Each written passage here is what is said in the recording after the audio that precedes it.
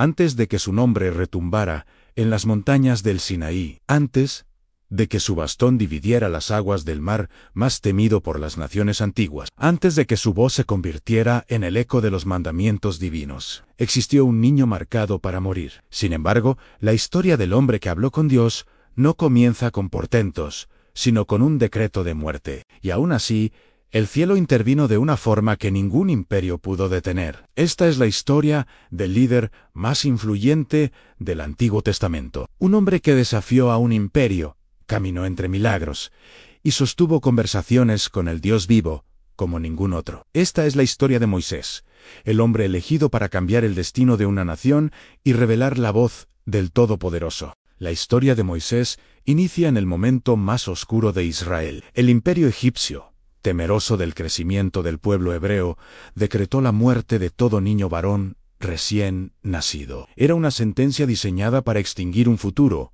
para quebrar generaciones completas desde la cuna. En ese contexto de terror, una mujer llamada Jocabed dio a luz a un niño que, ante los ojos humanos, estaba marcado para morir. Pero ante los ojos de Dios, este pequeño estaba destinado a convertirse en uno de los líderes más grandes de la historia bíblica. Durante los primeros meses, Jocabed hizo lo imposible para ocultarlo. Imagina la tensión en cada respiración, el miedo en cada sonido, la expectativa detrás de cada sombra, en las paredes de la casa humilde, donde lo escondían. Sabían que cualquier llanto podía atraer a los soldados egipcios y provocar una tragedia irreversible. Y sin embargo, Dios protegió a ese bebé en silencio, mostrando que, incluso cuando la opresión alcanza su punto más alto, el propósito divino no puede ser detenido. Pero llegó el día en que la familia no pudo esconderlo más. Su llanto era más fuerte, su presencia más evidente. La madre enfrentó entonces una decisión devastadora al entregarlo a la muerte, o confiar en que Dios haría algo que ella no podía prever. Jocabed actuó guiada por una mezcla de fe y desesperación. Preparó una cesta, la recubrió con barro y brea para que flotara, y colocó al bebé dentro. No sabía qué sucedería, pero sabía que no podía abandonarlo sin antes entregarlo en manos del Dios de Israel. Aquel acto aparentemente sencillo se convirtió en un punto de inflexión en la historia bíblica. No fue una simple decisión de supervivencia, fue un acto de fe absoluta. Jocabed no entregó a su hijo al río para perderlo, sino para confiar que Dios lo guiaría hacia un destino que ella no podía imaginar. En ese instante, la corriente del río se convirtió en un instrumento divino, llevando lentamente la pequeña cesta hacia las manos menos probables, a la hija del faraón. Resulta impactante cómo Dios usa justamente aquello que parece enemigo para cumplir su plan. El río del imperio se convirtió en refugio, la hija del opresor se convirtió en protectora, y el palacio enemigo se transformó en el lugar donde el libertador crecería sin peligro. Lo que debía destruirlo fue lo que lo salvó. La ironía divina muestra, desde el inicio, el carácter de Dios. En su poder transforma las circunstancias más críticas en escenarios perfectos para su gloria. Cuando la hija de Faraón encontró la cesta y vio al bebé llorando, la compasión tocó su corazón. Este detalle es clave en la compasión que la tocó. No fue casualidad. Fue Dios, moviendo emociones humanas para cumplir su propósito. Ella sabía que el niño era hebreo, sabía que la ley ordenaba matarlo, pero decidió desafiar las órdenes del propio imperio. Ese acto de rebeldía misericordiosa abrió el camino para que Moisés recibiera una protección que ningún soldado egipcio podía cuestionar. Dios también movió el corazón de Miriam, la hermana del niño, para que siguiera la cesta desde la distancia. Cuando vio que la hija de Faraón encontraba al bebé, corrió y ofreció traer una nodriza hebrea. El plan divino se completó de manera perfecta. A la misma madre que había puesto a su hijo en el río, terminó siendo quien lo amamantaría y lo cuidaría. Ahora, bajo la protección oficial del palacio, lo que parecía pérdida se transformó en restitución. Jocabed pudo entonces criar a su hijo sin miedo, recibiendo incluso paga del imperio que quería destruirlo. Es un mensaje profundo. Dios no solo protege, sino que recompensa la fe de quienes confían en Él, aun cuando la lógica parece perdida. Ese tiempo fue crucial, porque la madre pudo enseñarle al pequeño las raíces de su identidad hebrea antes de que creciera en medio de la cultura egipcia. Cuando Moisés fue lo suficientemente grande, Jocabed lo llevó al palacio, donde fue adoptado como hijo de la hija de Faraón. Allí recibió educación, privilegios y formación militar. Sin embargo, por más que lo rodeara la grandeza de Egipto, algo en su corazón lo conectaba con su verdadero origen. Dios se encargó de que nunca olvidara quién era, ni de dónde venía, porque ese conocimiento sería vital para su misión futura. Este episodio inicial de su vida nos muestra algo impactante.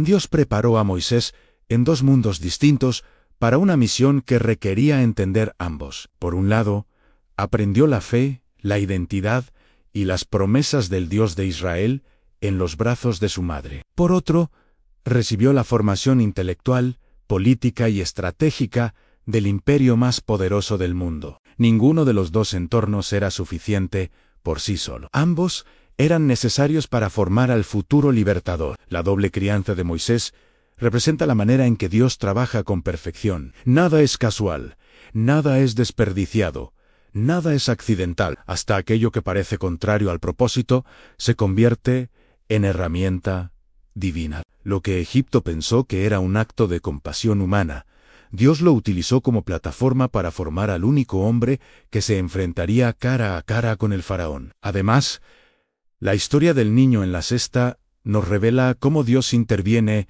incluso cuando parece guardar silencio. Él no detuvo el decreto de Faraón, no detuvo la opresión, no cambió las leyes del imperio, pero sí preparó un camino oculto, invisible, estratégico.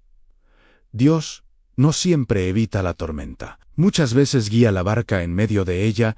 Eso hizo con Moisés. La cesta de Moisés también es una metáfora de la fe en momentos críticos. A veces Dios nos pide colocar lo que más amamos en un río incierto, confiando en que Él hará lo que nosotros no podemos. Esa fe que parece irracional es la misma que abre puertas imposibles y desata intervenciones que transforman destinos. Moisés vivió porque su madre decidió creer en circunstancias que no prometían nada. Este inicio de la vida de Moisés no solo prepara al protagonista, prepara al espectador para entender que esta historia no es sobre debilidad humana, sino sobre intervención divina. Desde su nacimiento, Dios estuvo escribiendo un relato que ninguna fuerza política, ninguna ley opresora y ningún ejército podía detener. Moisés no fue un accidente rescatado, fue un propósito enviado. Desde que Moisés entró al palacio, su vida comenzó a dividirse en dos realidades aparentemente irreconciliables. Por un lado,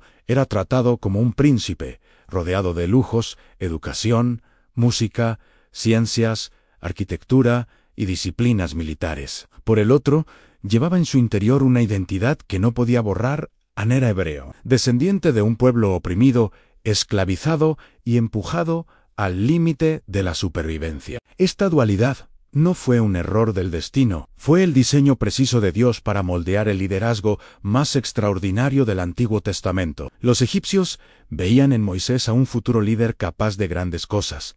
Era joven, fuerte y disciplinado. Su inteligencia destacaba entre los demás príncipes de la corte. Cada tutor que lo formaba veía en el potencial para convertirse en un general o en un alto funcionario del imperio. Pero mientras tanto, en su interior surgían preguntas silenciosas que no tenían respuesta en los pasillos del palacio.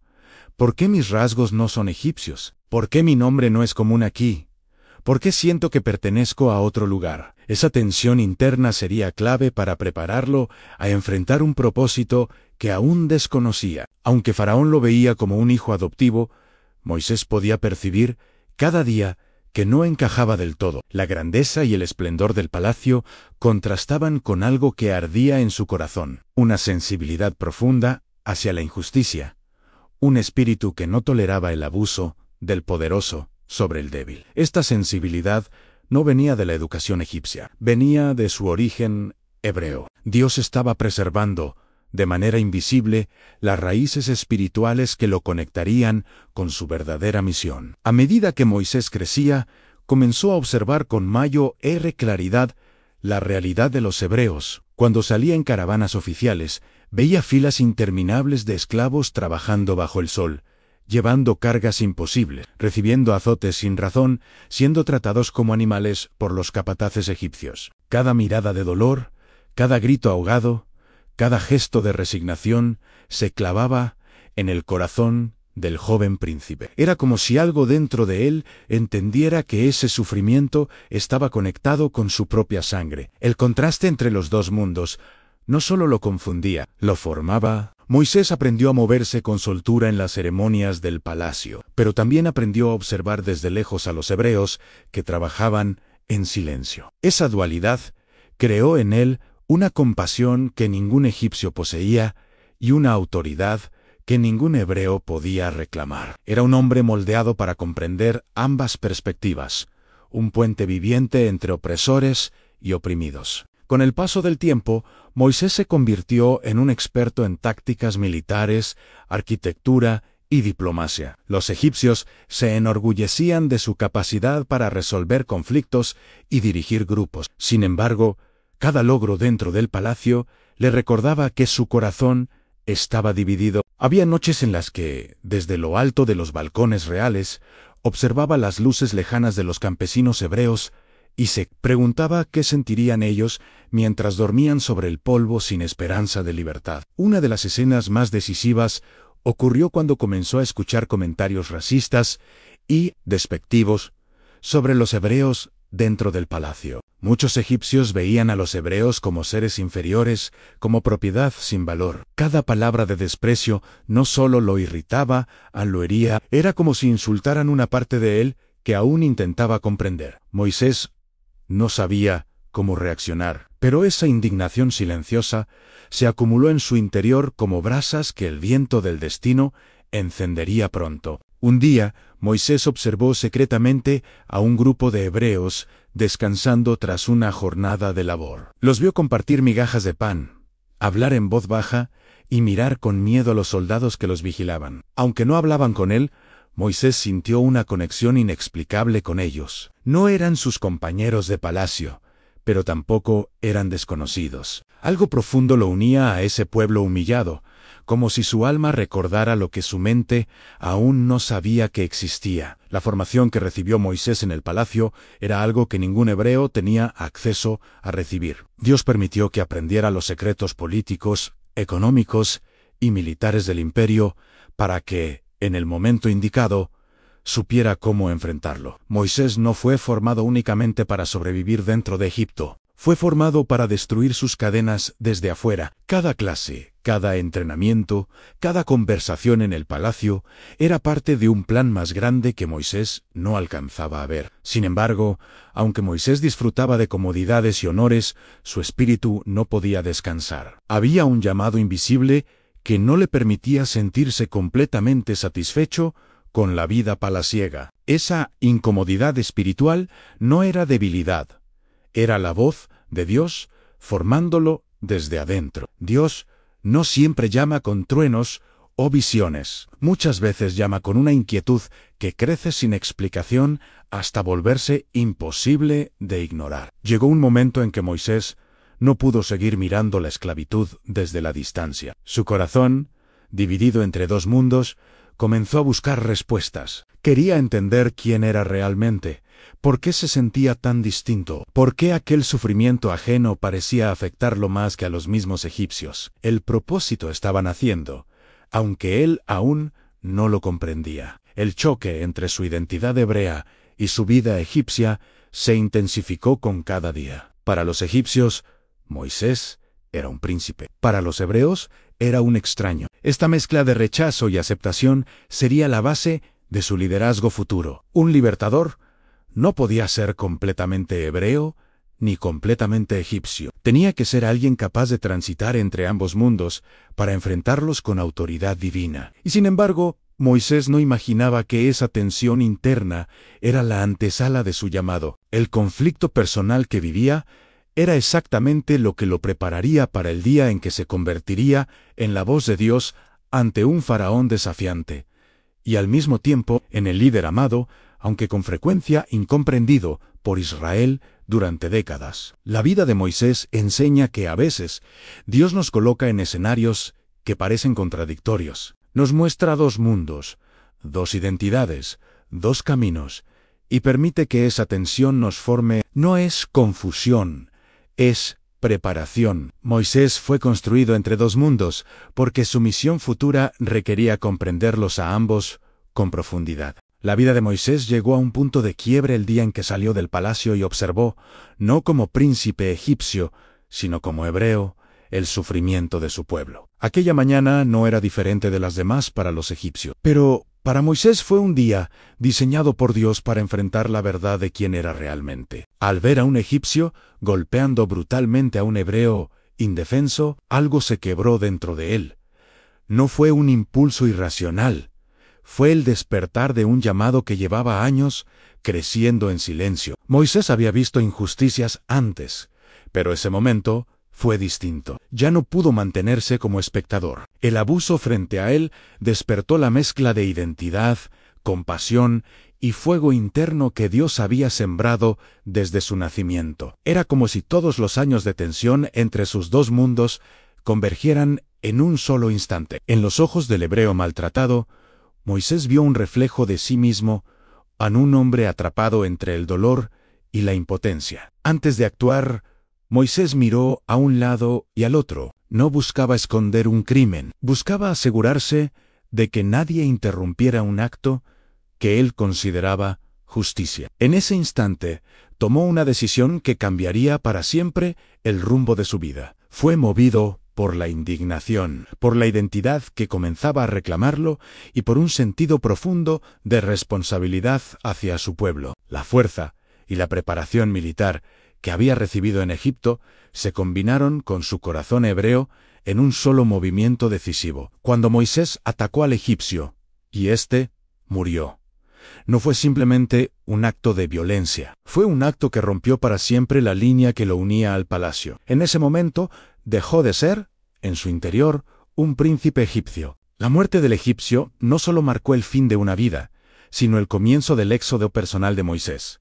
Un éxodo que lo llevaría lejos de su tierra, lejos de su comodidad y hacia el desierto, donde Dios le revelaría su verdadero destino. Aunque Moisés pensó que nadie había visto lo sucedido, la realidad fue diferente. La noticia se esparció rápidamente entre los hebreos, y en lugar de verlo como un héroe, algunos lo vieron como un intruso que actuaba sin verdadera conexión con su pueblo. La reacción de los hebreos sorprendió a Moisés, porque esperaba gratitud, no rechazo. Ese fue el primer choque entre su deseo de ayudar y la falta de reconocimiento por parte de aquellos a quienes quería proteger. El rechazo de su propio pueblo fue un golpe emocional que lo desarmó por dentro. Moisés había arriesgado todo por defender a un hebreo, pero en vez de recibir apoyo, se sintió traicionado y expuesto. Ese momento fue crucial, porque le mostró que el camino del llamado no siempre comienza con aplausos. A veces comienza con incomprensión, soledad y puertas que se cierran en el rostro. Cuando Faraón se enteró de lo sucedido, la situación cambió radicalmente. La ley egipcia era clara: ningún príncipe, por muy adoptado que fuese, podía matar a un egipcio sin enfrentar consecuencias severas. Moisés pasó de ser hijo de la casa real a ser un fugitivo marcado para morir. La persecución oficial no se hizo esperar, y la protección que el palacio le había ofrecido durante años se desvaneció en un instante. La huida de Moisés hacia Madián no fue solo un escape físico, fue un viaje espiritual. Mientras avanzaba por el desierto, probablemente se preguntaba una y otra vez si había arruinado su vida, si su acto había sido un error o si había reaccionado sin pensar. Pero lo que Moisés no sabía era que su aparente fracaso era, en realidad, el camino que Dios usaría para prepararlo para una misión mucho mayor. A nivel humano, Moisés perdió todo en posición: familia adoptiva, seguridad, identidad social y futuro político. Pero a nivel divino, estaba siendo trasladado desde la comodidad hacia la formación espiritual que solo el desierto podía darle. Dios no puede usar plenamente a un hombre cuyo corazón aún pertenece al palacio. Moisés necesitaba ser arrancado del entorno que lo moldeó como príncipe para ser reconstruido como profeta. La decisión de defender a un hebreo reveló la esencia de Moisés. No podía tolerar la injusticia. Ese rasgo, más que su educación o fuerza, era lo que Dios veía como indispensable para liberar a Israel. Aunque el acto lo llevó al exilio, también reveló que el corazón de Moisés ardía por justicia, por defensa del débil, por protección del pueblo. Dios tomó ese carácter natural y lo transformaría más adelante en liderazgo divino. Es crucial entender que Dios no condenó la pasión de Moisés. La redirigió. Lo que en Egipto fue impulso, en Madián sería preparación, y en el Sinaí sería obediencia. La historia de Moisés demuestra que Dios puede tomar decisiones impulsadas por emociones humanas y convertirlas en parte del propósito eterno, siempre que el corazón esté dispuesto a ser transformado. El desierto parecía un castigo, pero era un laboratorio divino. A través de la soledad, la distancia y el silencio, Dios comenzó a purificar la fuerza de Moisés, a moldear su carácter y a prepararlo para hablar con él cara a cara. Dios no podía formar al libertador de Israel dentro de los muros del palacio. Necesitaba llevarlo al lugar donde la voz del imperio no pudiera competir con su voz. De esta manera, la decisión que pareció destruir su vida fue la misma que abrió la puerta para que Dios lo encontrara y lo transformara. Moisés pensó que estaba huyendo de Faraón, pero en realidad estaba corriendo hacia el propósito. Cada paso en el desierto lo alejaba de lo que había sido y lo acercaba a lo que iba a ser. Este tema revela una verdad poderosa. Hay decisiones que parecen errores, pero en manos de Dios se convierten en caminos de destino. Moisés no sabía que su acto impulsivo sería la llave que lo conduciría al encuentro con la zarza ardiente. Así funciona.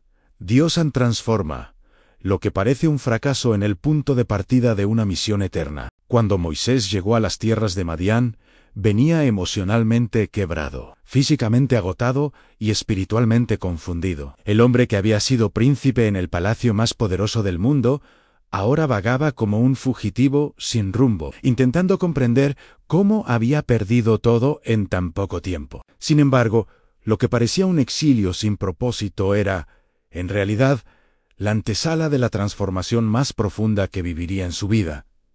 El desierto no era un castigo, era una sala de entrenamiento divino. En ese escenario árido, donde la arena reemplaza las murallas y el silencio sustituye el bullicio del palacio, Moisés comenzó a experimentar la libertad de una vida sin etiquetas. Ya no era príncipe ni hebreo perseguido. Era simplemente un hombre que caminaba buscando agua, sombra y un lugar donde respirar sin miedo. El desierto lo despojó de los títulos que el mundo le había dado y lo preparó para recibir la identidad que Dios tenía reservada para él. Fue allí donde Moisés llegó a un pozo, un lugar que en las regiones áridas no es solo una fuente de agua, sino un punto de encuentro donde se cruzan historias, culturas y destinos. Al observar a las jóvenes que sacaban agua, Moisés pensó que sería un descanso pasajero, pero la vida, guiada por la mano invisible de Dios, tenía otro plan en ese preciso lugar. Un grupo de pastores llegó y comenzó a intimidar a las jóvenes, como lo habían hecho muchas veces antes. Estos hombres abusaban de su fuerza, aprovechándose de que las muchachas estaban solas. Pero Moisés, con el corazón formado entre la justicia de sus raíces hebreas y el entrenamiento militar de Egipto, no pudo quedarse observando. Intervino con valentía, defendió a las mujeres y las ayudó a sacar el agua que los pastores les impedían obtener. En ese acto de defensa se revela un rasgo esencial de Moisés. Incluso en su peor momento, seguía siendo un protector. No tenía familia, no tenía hogar, no tenía futuro claro, pero aún mantenía intacto el impulso de levantarse a favor del oprimido. Esa cualidad lo hizo capaz de enfrentar a los pastores ese día, y años después, enfrentar a Faraón. Dios no le estaba enseñando algo nuevo, solo estaba profundizando lo que ya había puesto en él desde su nacimiento. Las jóvenes regresaron más rápido de lo habitual a su casa, sorprendiendo a su padre Ruel. Cuando contaron lo sucedido, mencionaron que un egipcio las había ayudado. Ese pequeño detalle muestra que la apariencia y vestimenta de Moisés todavía reflejaban su vida pasada. Aunque su identidad interior estaba cambiando, todavía cargaba señales externas de lo que había sido, y Dios estaba a punto de iniciar un proceso completo para alinear su exterior con su propósito interior. Reuel, al enterarse de lo sucedido, demostró un corazón hospitalario que contrastaba con la hostilidad de Egipto. Inmediatamente ordenó que llevaran a Moisés a casa, una invitación que no se hacía a cualquiera. Este gesto abrió una puerta que cambiaría la vida del fugitivo. Era la primera vez, desde su huida, que alguien le ofrecía un lugar de descanso, comida, refugio y reconocimiento. La hospitalidad de Reuel marcó el comienzo de una nueva etapa para Moisés. En la casa de este sacerdote madianita, el expríncipe egipcio encontró un espacio seguro donde sanar interiormente. Allí no era perseguido, no era señalado, no era juzgado. Por primera vez en mucho tiempo, podía descansar sin temor a que lo descubrieran. Esa paz era parte de la preparación de Dios para lo que vendría. Con el paso del tiempo, Moisés formó lazos con aquella familia, especialmente con Séfora, una de las jóvenes que había defendido en el pozo. Lo que comenzó como un acto de justicia, terminó convirtiéndose en el inicio de un nuevo hogar. Moisés se casó con ella, y este matrimonio simbolizó el comienzo de una vida completamente distinta. La vida sencilla que Dios usaría para moldear su carácter y prepararlo para futuras responsabilidades. Como parte de su nueva vida, Moisés se convirtió en pastor de ovejas. Esto parecería un descenso drástico para alguien que había sido educado para gobernar. Pero en la escuela divina, el liderazgo comienza por las tareas más humildes. Guiar ovejas por el desierto lo enseñó a ser paciente, atento, responsable y observador. Cualidades que luego necesitaría para guiar a una nación entera durante décadas. El trabajo de pastor también lo llevó a recorrer territorios desconocidos, a observar la naturaleza con nuevos ojos y a comprender el ritmo del desierto. Cada cueva, cada montaña, cada sendero árido era parte del escenario que Dios usaría para encontrarse con él cara a cara. Moisés no sabía que estaba caminando sobre la misma tierra donde más adelante vería la zarza ardiente, pero Dios sí lo sabía. Él planifica antes de mostrar. El nacimiento de su hijo Gersón marcó un momento simbólico en la vida de Moisés. Al nombrarlo, dijo un soy, forastero en tierra ajena. Esta frase revela el estado emocional del futuro libertador. Sabía que no pertenecía por completo a Egipto, pero tampoco se sentía plenamente parte de Madián. Ese sentimiento de estar entre mundos continuaba, pero ahora no como un conflicto, sino como una herramienta que Dios usaría para formar un líder que nunca dependería de un solo grupo humano. Esa sensación de no pertenecer a ningún lado también preparó a Moisés para una verdad crucial. Su verdadera identidad y propósito no estaban en un lugar geográfico, sino en el llamado divino que aún no le había sido revelado. Dios estaba eliminando de su corazón todo apego que pudiera competir con su futura obediencia. Un hombre que pertenece demasiado a un sistema nunca podrá enfrentarlo. Por eso, Dios permitió que Moisés aprendiera a vivir libre de todo molde humano. Mientras pasaban los años, Moisés aprendió el valor de la rutina, el silencio y la reflexión. El palacio estaba lleno de ruido,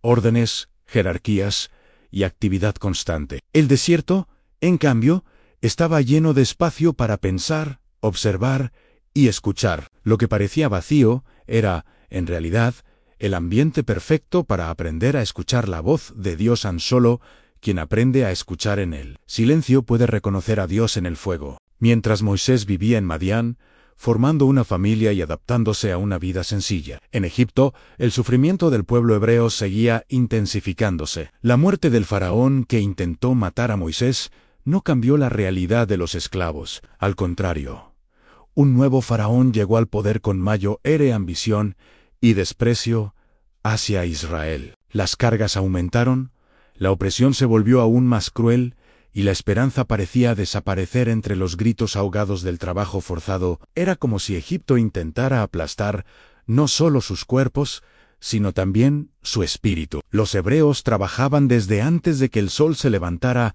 hasta mucho después de que se ocultara. Hombres, mujeres y aún los más jóvenes cargaban ladrillos, levantaban ciudades, transportaban piedras enormes y vivían bajo el látigo de capataces insensibles. Las lágrimas caían sin consuelo, y las generaciones nacían y crecían en un ambiente donde la libertad era un concepto desconocido. Los recuerdos de Abraham, Isaac y Jacob eran cada vez más lejanos, casi mitológicos, para un pueblo que solo conocía esclavitud. Pero hubo un momento clave en la historia del pueblo de Dios, en que el dolor de Israel dejó de ser un susurro y se convirtió en un clamor profundo. Ese clamor no fue solo una expresión de sufrimiento, sino una oración colectiva que ascendió desde lo más profundo de la desesperación. Fue el grito de un pueblo que ya no tenía fuerza, ya no tenía líderes, ya no tenía influencia, pero tenía un Dios que escucha. La Biblia dice que el clamor de ellos subió a Dios. Esta frase es poderosa. No dice que Dios escuchó por compasión inmediata.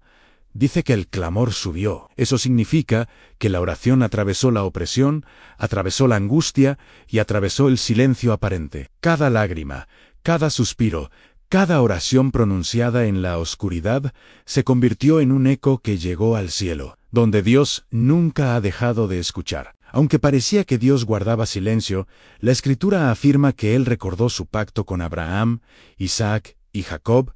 Aun cuando la Biblia dice que Dios recordó, no implica que hubiera olvidado. Significa que decidió actuar. En ese instante, el cielo se movió a favor de un pueblo que estaba al borde de quebrarse completamente. Israel no sabía que su liberación estaba a punto de comenzar. Ellos solo sentían el peso del dolor. Pero Dios ya estaba preparando al libertador. Lo más impactante es que, mientras Israel clamaba por ayuda, Moisés estaba en el desierto, sin imaginar que él sería la respuesta a ese clamor. Esto revela una verdad poderosa.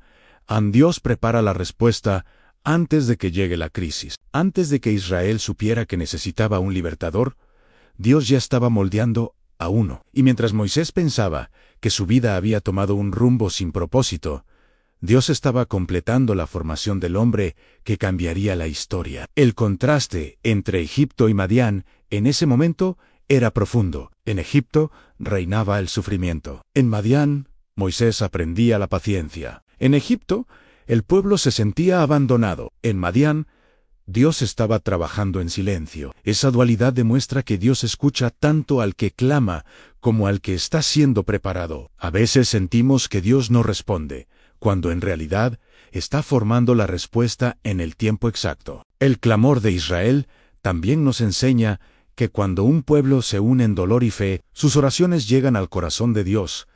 No fue un clamor elegante, ni lleno de palabras perfectas, ni realizado en un templo. Fue el grito crudo de un pueblo quebrantado. Dios nunca ha exigido oraciones elaboradas para actuar. Él responde al clamor sincero que nace desde las profundidades del sufrimiento humano. En ese tiempo, Israel pensaba que lo único que cambiaba era quién se sentaba en el trono de Egipto. Un faraón moría y otro tomaba su lugar, manteniendo la opresión con la misma frialdad. Pero aunque los tronos en la tierra no cambiaban en su esencia, el trono del cielo estaba a punto de intervenir. El dolor que parecía interminable estaba cargando el ambiente espiritual para una liberación sin precedentes. Dios miró a los hijos de Israel y los reconoció. Esta frase es profundamente emocional. No significa que Dios no supiera quiénes eran antes, sino que ahora su mirada estaba enfocada para intervenir a favor de ellos. En un mundo donde todos los miraban como esclavos, Dios los miró como pueblo elegido. En un imperio donde no tenían valor, Dios los reconoció como herederos de un pacto eterno. Esa mirada fue el inicio de todo. Es crucial entender que Dios no los olvidó, aunque su silencio parecía prolongado. Dios permitió que el sufrimiento llegara a su punto más alto, no para destruirlos, sino para que ellos clamara con desesperación. Una oración superficial no libera naciones. Un clamor profundo abre los cielos. Y cuando el clamor sube, Dios responde con poder. La esclavitud había durado generaciones, pero la intervención divina estaba a punto de durar solo un instante. Cuando Dios decide actuar, nada puede detener su mano. Ningún ejército, ningún faraón, ningún decreto podría resistir lo que estaba por ocurrir. El clamor de Israel no solo movió el cielo, activó el cumplimiento de una promesa milenaria hecha a los patriarcas. Mientras tanto, Moisés estaba aprendiendo lecciones de humildad, paciencia y obediencia. Él no sabía que su vida cotidiana, aparentemente insignificante, estaba sincronizada con el sufrimiento de todo un pueblo. Dios estaba alineando su corazón con el clamor de Israel. Antes de que Moisés hablara con Faraón, necesitaba aprender a escuchar el dolor de los oprimidos. Antes de liberar, tenía que sentir el peso de la necesidad. Mientras Moisés pastoreaba el rebaño de su suegro, en un día que parecía igual a cualquier otro, comenzó a caminar más allá de los límites habituales del desierto. No sabía que aquel recorrido común lo llevaría al momento más decisivo de su vida. El desierto de Joreb, conocido como el Monte de Dios, no era un lugar que llamara la atención a simple vista. Era árido, silencioso y aparentemente vacío. Pero Dios siempre elige escenarios sencillos para manifestar su gloria, porque no necesita grandeza para hacer algo sobrenatural. Moisés había guiado ovejas muchas veces por esos caminos, pero aquel día el silencio tenía otro peso. Con cada paso, parecía que una presencia invisible lo estaba conduciendo. Aunque Moisés no tenía forma de saberlo, Dios estaba sincronizando sus pasos con el destino exacto que había marcado para él desde antes de que naciera. Ese día no era uno más.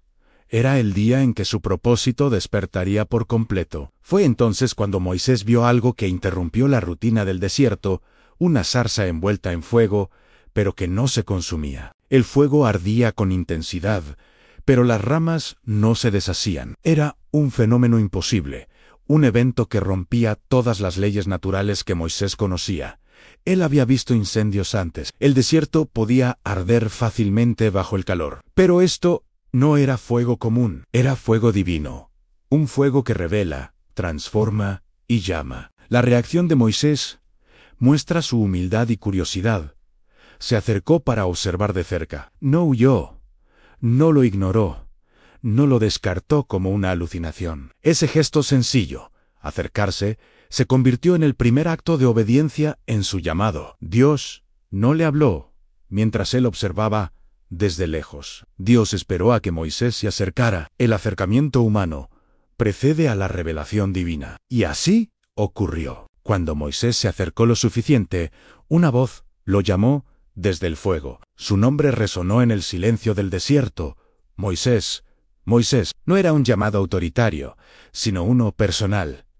Dios no lo llamó por un título, ni por su pasado, lo llamó por su nombre, porque cuando Dios convoca a un hombre para una misión divina, lo hace desde la intimidad, no desde la distancia. Moisés respondió con un M. Aquí, una frase que marca apertura, disponibilidad y entrega. Antes de que Moisés pudiera dar un solo paso más, Dios le ordenó algo sorprendente: en quitarse las sandalias, porque el lugar donde estaba era santo. Este gesto tenía un profundo significado espiritual. Quitarse las sandalias no era solo un acto de reverencia, era despojarse de todo aquello que había sido su camino en sus pasos, como príncipe, su ida, sus dudas, su vida en Madián. Ante la presencia de Dios, Moisés debía dejar atrás toda identidad humana para recibir una identidad divina. El reconocimiento de la santidad del lugar también fue una preparación emocional. Moisés había visto fuego, pero nunca había estado en presencia directa del Dios vivo. En ese momento, sintió temor reverente, no un miedo paralizante, sino un respeto profundo ante algo completamente superior a todo lo que había conocido. Comprendió que no estaba frente a un fenómeno extraño, sino ante la manifestación gloriosa del Dios de sus padres. La voz continuó, y Dios se presentó como el Dios de Abraham, Isaac y Jacob. Esta revelación fue crucial. No era un Dios nuevo, extraño o desconocido. Era el mismo Dios que había hecho promesas a los patriarcas, el mismo que había preservado a Israel durante generaciones. Con esa presentación, Dios ancló a Moisés en su herencia espiritual. Le estaba diciendo: tu historia no comienza en Egipto, comienza en un pacto eterno. Al escuchar eso, Moisés cubrió su rostro, porque tuvo miedo de mirar a Dios. No era miedo humano, sino un reconocimiento profundo de la grandeza divina. El hombre que había enfrentado pastores abusivos, y que una vez mató a un egipcio sin dudar, ahora estaba temblando ante la presencia pura del Dios eterno. Esto nos enseña que el verdadero liderazgo espiritual nace en la presencia de Dios, no en la fuerza propia. En ese encuentro, Moisés comenzó a entender que su vida en Egipto, sus años de pastoreo y su sentido de propósito incompleto no habían sido episodios sueltos. Todo había sido planificación divina. Cada detalle lo preparó para ese instante frente a la zarza. Dios no lo llamó cuando era príncipe, ni cuando mató al egipcio, sino cuando su corazón estaba listo para escuchar sin depender de su fuerza humana. La zarza ardiente representaba un mensaje profundo. Dios es fuego que purifica, pero no destruye. Así como la zarza no se consumía, Moisés tampoco sería destruido por la misión que estaba por recibir. Dios lo formaría, lo usaría y lo sostendría sin permitir que el peso lo aplastara. Este simbolismo acompañaría toda la vida de Moisés, especialmente en momentos en los que se sentiría incapaz o cansado. En ese fuego, Dios estaba revelando su carácter. Un fuego que arde sin consumir simboliza poder sin destrucción, pureza sin daño, gloria sin violencia. Moisés necesitaba entender que el Dios que lo enviaría no era un Dios de dominio humano, sino uno de poder absoluto. Aquel fuego no hablaba con arrogancia, hablaba con autoridad, no destruía, iluminaba el propósito. Ese encuentro también marcó el inicio de una relación única. Moisés no solo sería un mensajero, sino alguien que hablaría con Dios cara a cara. La zarza no era solo un llamado, era una invitación a una intimidad espiritual que ningún otro hombre había experimentado hasta ese momento. Moisés estaba entrando en un nivel de comunicación con Dios que cambiaría la historia del mundo. Cuando Dios terminó de presentarse a Moisés en la zarza ardiente, la conversación dio un giro inesperado. No era solo una manifestación divina, era una misión. Dios le dijo claramente, debía regresar a Egipto y liberar a su pueblo. Moisés, que había huido de ese lugar con miedo, que había dejado atrás su vida pasada, que llevaba décadas como pastor, escuchó de pronto un llamado que parecía demasiado grande para él. Era como si Dios le estuviera pidiendo que volviera al lugar exacto de su herida para transformarlo ahora en escenario de triunfo. El peso de esas palabras cayó sobre Moisés como una montaña entera. Dios no le estaba pidiendo que enviara un mensaje ni que hiciera una intercesión espiritual. Le estaba ordenando confrontar al hombre más poderoso de la tierra, al faraón que sostenía un imperio basado en la fuerza, la crueldad y la idolatría. En ese instante, Moisés sintió la distancia abismal entre su realidad y el mandato divino. Era un pastor, y Dios lo estaba mandando a desafiar un trono. La reacción de Moisés fue profundamente humana. Preguntó, ¿quién soy yo para que vaya a Faraón? Esa pregunta no se originó en orgullo, sino en inseguridad. Él se veía como un hombre común, marcado por el fracaso y el exilio. Su pasado como príncipe ya no existía. Su presente como pastor no lo hacía apto para la tarea. En su corazón se mezclaban sentimientos de indignidad, inseguridad y miedo. Moisés no dudaba de Dios, dudaba de sí mismo. Cada recuerdo que Moisés tenía de Egipto se convertía en un argumento para decir, no puedo. Recordaba el rostro del egipcio muerto, recordaba la traición de los hebreos, recordaba la persecución del faraón, recordaba su vida solitaria y su vida como extranjero. Pensó que su historia lo descalificaba. Lo que Moisés no entendía era que, para Dios, precisamente su pasado, era lo que lo hacía perfecto para la misión. Dios no elige a los fuertes para demostrar poder, elige a los débiles para manifestarlo. Dios escuchó la pregunta de Moisés, pero no la respondió diciéndole, ¿quién era él? En lugar de eso, respondió diciéndole, ¿quién era él? Y le dijo, yo estaré contigo. Esta frase cambió todo. Dios no necesitaba un hombre perfecto, ni un hombre fuerte, ni un orador experto. Solo necesitaba un hombre dispuesto. La presencia de Dios es el mayor recurso, el mayo era respaldo y la mayo era garantía. Moisés no liberaría a Israel por su habilidad, sino por la compañía del Dios eterno. Esa respuesta divina también reveló una verdad esencial.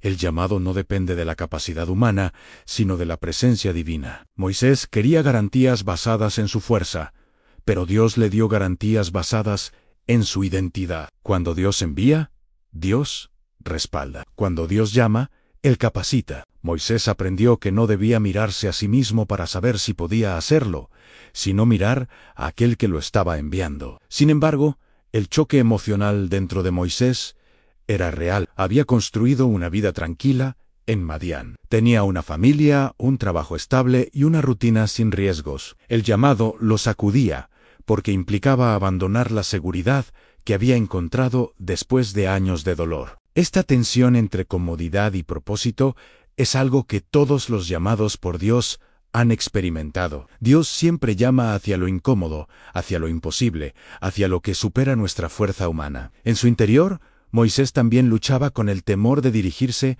a un faraón que no reconocería su autoridad. ¿Cómo hablaría? ¿Qué diría? Lo escucharían. En ese momento él veía más grande su incapacidad que la gloria de Dios. Pero Dios, que conoce el corazón humano mejor que nadie, no le gritó ni lo regañó. Lo afirmó con paciencia y propósito. Dios sabía que Moisés necesitaba comprender que no estaba siendo enviado por mérito, sino por gracia. La misión tampoco era solo política o militar, era espiritual. Dios estaba enviando a Moisés no solo para liberar cuerpos, sino para liberar corazones. Israel llevaba generaciones esclavizado, pero también llevaba generaciones sin escuchar la voz de su Dios. El llamado a Moisés era un llamado a restaurar la relación entre Dios y su pueblo. Era una misión de rescate y de revelación. El llamado parecía imposible, porque Moisés se veía a sí mismo a la luz de su pasado, pero Dios lo veía a la luz de su futuro.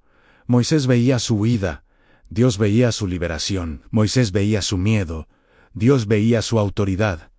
Moisés veía su torpeza, Dios veía un profeta poderoso. El imposible no era la misión, el imposible era la visión limitada que Moisés tenía de sí mismo. Y por eso, Dios habló con tanta claridad: yo te enviaré. En ese instante, Dios no solo estaba dándole una misión, estaba transformando su identidad. La voz divina en la zarza estaba destruyendo la imagen de Moisés como fugitivo y construyendo en su interior la identidad del libertador. Antes de levantar a Moisés delante de Israel, Dios estaba levantando a Moisés dentro de su propio corazón. El verdadero liderazgo comienza cuando dejamos de vernos como el mundo nos etiquetó y empezamos a vernos como Dios nos llama. Lo más sorprendente es que Dios le dio una señal para el futuro, no para el presente. Le dijo que, cuando todo estuviera cumplido, Él adoraría en ese mismo monte. Ese detalle demuestra la sabiduría divina en Dios. No siempre da señales antes de actuar. Muchas veces las confirma después para mostrar que Él estuvo presente en cada paso. Moisés tendría que caminar confiando no en señales inmediatas, sino en la promesa. En ese encuentro, Moisés aprendió que Dios no llama a personas listas, llama a personas dispuestas. Su incapacidad para hablar, su temor, su pasado y su falta de confianza no descalificaban su propósito. Al contrario, eran el terreno fértil donde Dios mostraría su poder. Moisés sería grande no porque fuera fuerte, sino porque Dios sería fuerte en él. Después de escuchar el llamado de Dios, Moisés todavía luchaba internamente con dudas profundas. Había recibido la orden, había visto el fuego divino, había escuchado la voz del Eterno. Pero su corazón aún temblaba ante la idea de enfrentar al faraón y presentarse como mensajero del Dios de Israel. La incredulidad del pueblo y el posible rechazo lo atormentaban. Por eso, Moisés expresó una preocupación real. Ellos no me creerán. No era falta de fe en Dios, era falta de fe en sí mismo. Y Dios, en su gran misericordia, respondió con señales que revelarían su poder de forma irrefutable. La primera señal fue un acto sencillo y al mismo tiempo sobrenatural. Dios le ordenó lanzar su vara al suelo. Aquella vara representaba su vida cotidiana. Era el instrumento del pastor, el símbolo de la rutina, el objeto común que usaba para guiar ovejas. Pero cuando Moisés la lanzó, la vara se transformó en una serpiente. Este milagro no solo fue impactante visualmente, fue un mensaje profundo. Dios estaba tomando lo ordinario en las manos de Moisés y convirtiéndolo en algo extraordinario. La vara representaba su vida en común, sencilla, marcada por el desierto, pero en las manos de Dios podía adquirir un poder que ninguna fuerza humana podía igualar. La reacción de Moisés fue humana y honesta, huyó. Nadie podía culparlo. La serpiente era símbolo de peligro, de temor y, para los egipcios, de autoridad real. Al huir, Moisés demostró que todavía estaba aprendiendo a confiar. Pero Dios le pidió que realizara algo aún más desafiante. Tómala por la cola. Ningún hombre sensato tomaría una serpiente por la cola, porque deja su cabeza libre para atacar. Sin embargo, Moisés obedeció. Este acto simbolizaba más que valentía.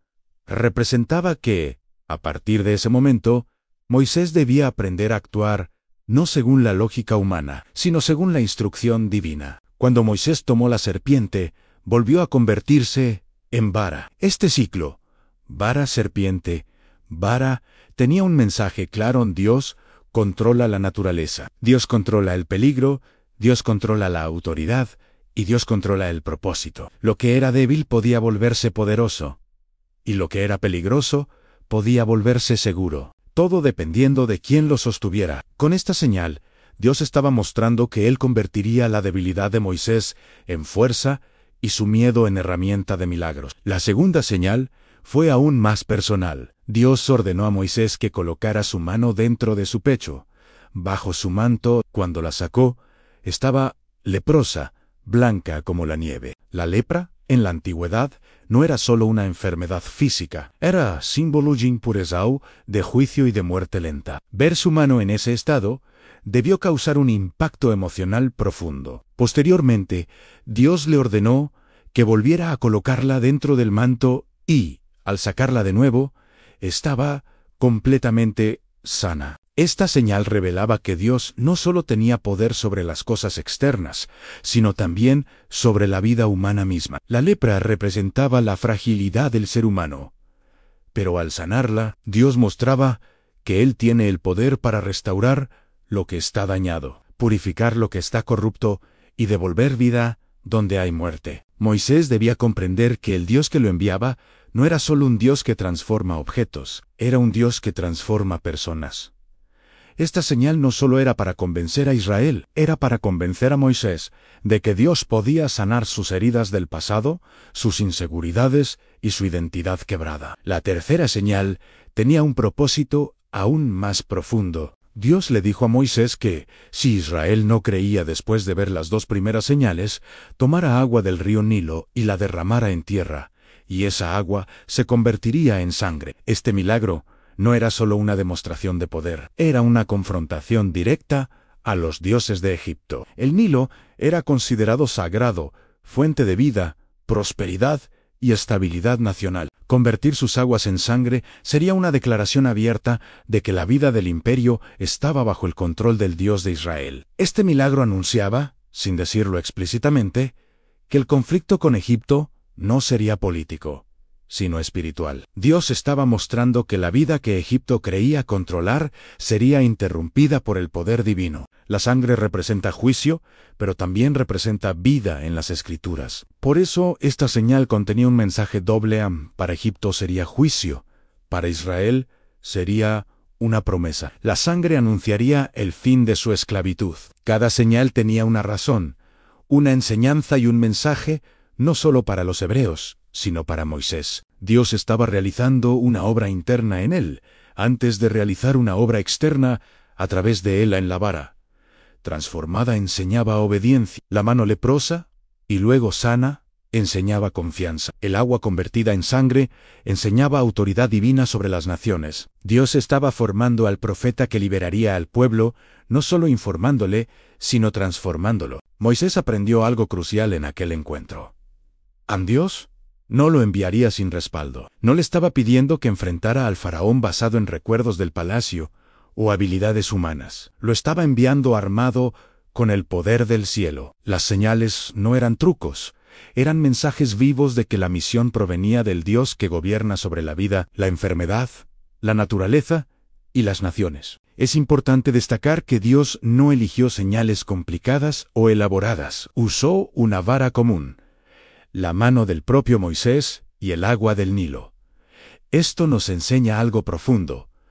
Dios usa lo que tenemos a la mano. No pide herramientas celestiales ni recursos inalcanzables. Toma lo común y lo vuelve extraordinario. Lo que Moisés había considerado parte insignificante de su vida era precisamente lo que Dios usaría para cambiar la historia. A lo largo de su caminar futuro, Moisés recordaría estas señales. Cuando dudara, cuando Israel se rebelara, cuando Faraón endureciera su corazón, cuando se sintiera incapaz o cansado. Estas señales serían recordatorios de que Dios no lo llamó por accidente, sino con propósito eterno. Serían un ancla espiritual cuando los vientos de la duda intentaran invertir su misión. Después del impacto de la zarza ardiente y de las señales que Dios le reveló, Moisés todavía estaba procesando la magnitud del llamado. Pero mientras él enfrentaba sus temores, Dios seguía abriendo el camino. Antes de que Moisés diera un solo paso hacia Egipto,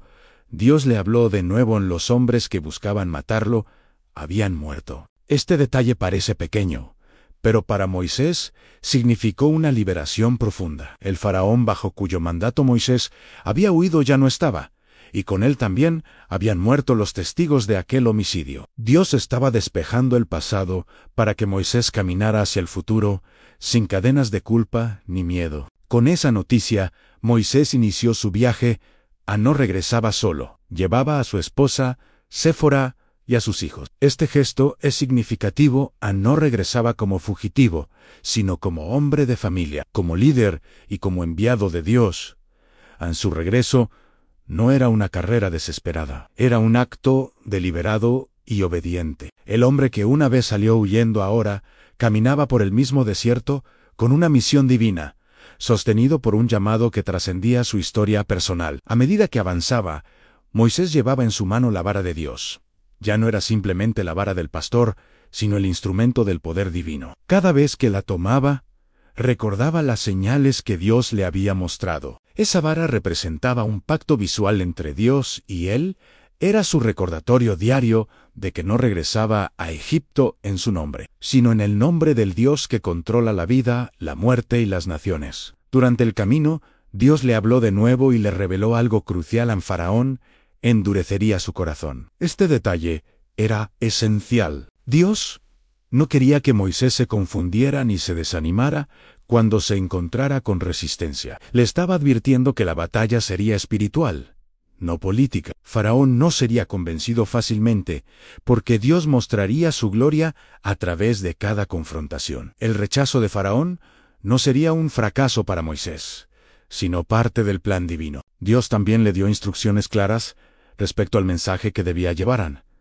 Debía decirle a Faraón que Israel era su hijo primogénito. Esta declaración era explosiva a nivel espiritual. Egipto veía a Israel como esclavos, como mano de obra barata, como personas sin valor, pero Dios los veía como su hijo amado. El mensaje que Moisés llevaría a Egipto no era un discurso político, sino una revelación del cielo que restablecía la identidad del pueblo oprimido. Mientras Moisés avanzaba, experimentó una situación misteriosa y profundamente espiritual. Dios se le apareció de manera repentina en el camino para advertirle sobre la importancia del pacto. Este episodio, aunque breve en el texto bíblico, revela que Dios estaba preparando incluso los detalles íntimos y familiares para que el liderazgo de Moisés estuviera alineado con la obediencia completa. No podía liberar a Israel si su propia casa no estaba en pacto con Dios.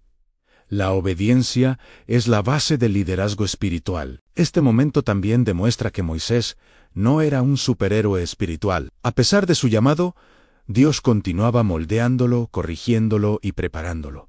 Un libertador no nace perfecto, se forma en el camino, y Dios se asegura de que su vida sea un reflejo de aquello que predicará. Moisés aprendió que obedecer a Dios no es solo cuestión de misión, sino de vida personal y familiar. Mientras más se acercaba a Egipto, más se intensificaba el peso espiritual del momento. Su corazón debía estar dividido entre el temor de lo que podría encontrar y la esperanza del propósito. Cada paso lo llevaba más cerca del escenario de su pasado, pero también más cerca de la manifestación de la gloria de Dios. El desierto no era solo el camino hacia Egipto, era el camino hacia la transformación final de Moisés. Mientras tanto, Dios también estaba moviéndose en la vida de Aarón.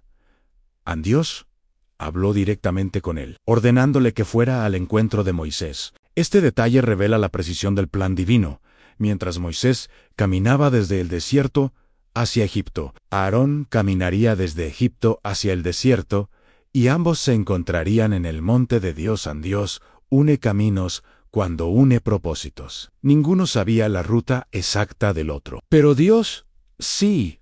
Cuando Aarón y Moisés finalmente se encontraron, fue un momento decisivo. Moisés llevaba décadas sin ver a su hermano. Habían vivido vidas completamente diferentes, en mundos separados. Pero ese abrazo marcó el inicio de un liderazgo conjunto que cambiaría la historia de Israel.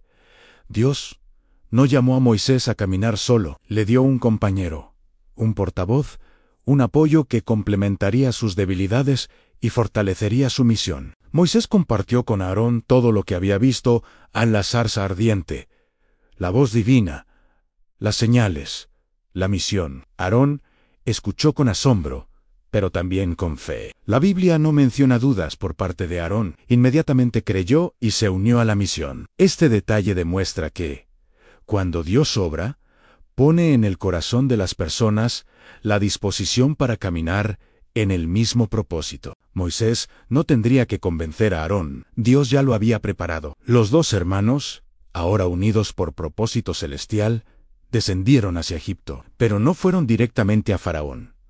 Primero reunieron a los ancianos de Israel. Era importante que el pueblo recibiera el mensaje antes que el rey. Moisés y Aarón necesitaban que los líderes espirituales del pueblo oprimido escucharan la palabra divina para fortalecer su fe antes de enfrentar la batalla más grande de sus vidas. Cuando Aarón habló y Moisés mostró las señales, algo extraordinario ocurrió.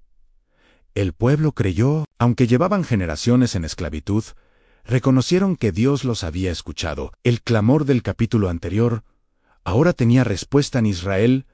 No estaba solo. Dios había levantado a un libertador y estaba a punto de intervenir. El pueblo se inclinó y adoró. Ese momento fue el primer destello de liberación antes de que el conflicto comenzara. El día en que Moisés y Aarón entraron al palacio de Faraón, el ambiente en Egipto cambió para siempre. No era la primera vez que Moisés pisaba esos pasillos, pero esta vez no regresaba como príncipe adoptado. Ahora volvía como mensajero del Dios Todopoderoso, portador de una orden divina que confrontaría la estructura espiritual, económica y política del imperio más poderoso de la tierra. Cada paso que dieron hacia el trono egipcio resonaba como un desafío directo a la soberbia del rey. Faraón, acostumbrado a ser tratado como un dios en la tierra, escuchó las palabras que jamás habría esperado.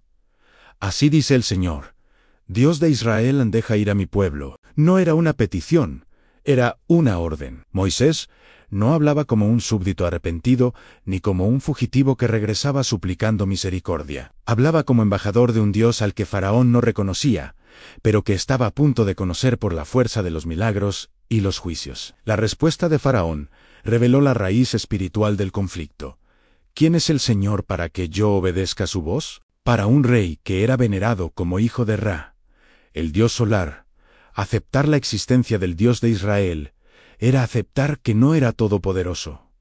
El orgullo cegó su corazón. Faraón no estaba rechazando a Moisés, estaba rechazando al Dios que enviaba la orden. Ese rechazo sería el detonante de una serie de eventos que desmantelarían la arrogancia del imperio. En aquella primera audiencia, Faraón no solo negó la petición, se ofendió. Ver a dos hebreos, representantes de la clase esclava, hablando con autoridad divina, lo irritó profundamente. Su ego no le permitía aceptar que Israel tuviera un Dios real, ni que ese Dios reclamara libertad para ellos. Para Faraón, Israel era propiedad del Estado, parte de la maquinaria laboral del imperio. La idea de liberarlos era una amenaza económica directa. La primera reacción del rey fue acusar a Moisés y a Aarón de distraer al pueblo del trabajo. Esta acusación tenía una intención clara en minimizar su mensaje espiritual y presentar la adoración al Dios de Israel como un obstáculo para la productividad del Estado. Para Faraón, la fe era un estorbo, un lujo que los esclavos no podían permitirse. Esta mentalidad revelaba que la verdadera batalla no era política, era espiritual. La lucha no era entre un rey y dos hombres, sino entre un imperio pagano y el Dios vivo. Como represalia, Faraón ordenó endurecer el trabajo de los hebreos. El castigo no fue sutil. El pueblo debía producir la misma cantidad de ladrillos sin recibir la paja necesaria para hacerlo. Era una presión inhumana, diseñada para quebrar la fe del pueblo y deslegitimar a Moisés. El plan de Faraón era simple en sí. La misión de Moisés causaba más sufrimiento, el pueblo dejaría de creer en él y volvería a someterse. Este movimiento revela uno de los patrones más oscuros del enemigo espiritual.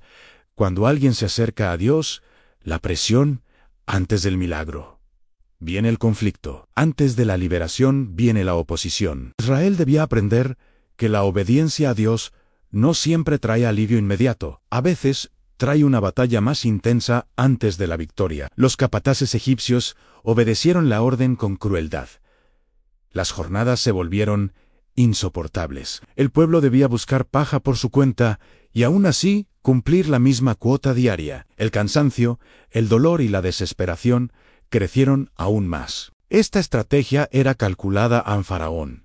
Quería que los hebreos culparan a Moisés por el incremento del sufrimiento y renunciaran a la idea de libertad. Los supervisores hebreos, líderes intermedios entre los capataces y los trabajadores, fueron golpeados cuando no pudieron cumplir las cuotas. A estos hombres se les exigía lo imposible. Faraón estaba enviando un mensaje claro: a quien se levantara a favor de Israel, sufriría. Su meta era sembrar miedo, desunión y resentimiento en el pueblo. En su arrogancia, creía que podía controlar la mente y el corazón de una nación entera con violencia. Este capítulo revela la profundidad del conflicto entre la opresión humana y la liberación divina. Faraón estaba convencido de que el trabajo duro quebrantaría la fe del pueblo, pero Dios tenía otro plan.